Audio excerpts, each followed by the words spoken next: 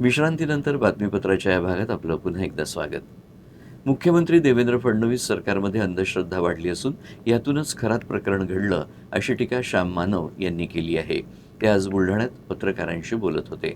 खरात प्रकरणाच्या संदर्भात अंधश्रद्धा आणि जादूटोणाविरुद्ध विज्ञानवाद दृष्टिकोन रुजवण्यासाठी अनिसनं राज्यभरात प्रचार आणि प्रसार दौरे वाढवले आहेत.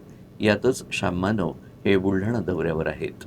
आपसात मारामाऱ्या लावतो, भांडणं करतो, चमत्कारांचे दावे करतो, त्याला घेऊन तुम्ही हिंडता.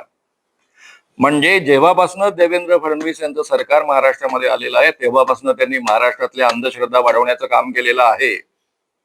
या अंधश्रद्धांना प्रतिष्ठा निर्माण करून दिलेली आहे आणि म्हणून खरात सारखे एवढे मोठे बाबा निर्माण झालेले आहेत. हे माझं अतिशय जाहीर आणि स्पष्ट मत आहे.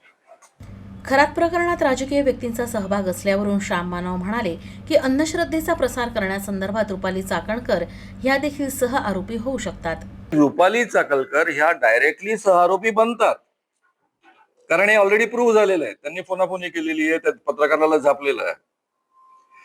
एकनाथ शिंदे हे बळी आहेत की सहआरोपी बनण्याच्या पद्धतीनं त्यांनी मदत केलेली आहे, हे शोधावं लागेल. ते पोलीस तपासात पुढे येईल ना. मी उगाच कशाला आरोप करू? एकनाथ शिंदे समजा अंधश्रद्धा आहे म्हणून मी त्यांच्या नुसता आरोप करायचा, हे योग्य नाही ना.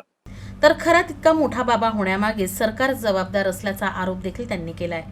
खरात या बाबामध्ये जर समजा देवेंद्र फडणवीस मुख्यमंत्री यांच्या जवळचे 4 मंत्री असते ज्यांच्यावर त्यांचं प्रेम आहे, विश्वासातले आहेत, ऍक्शन झाली असते.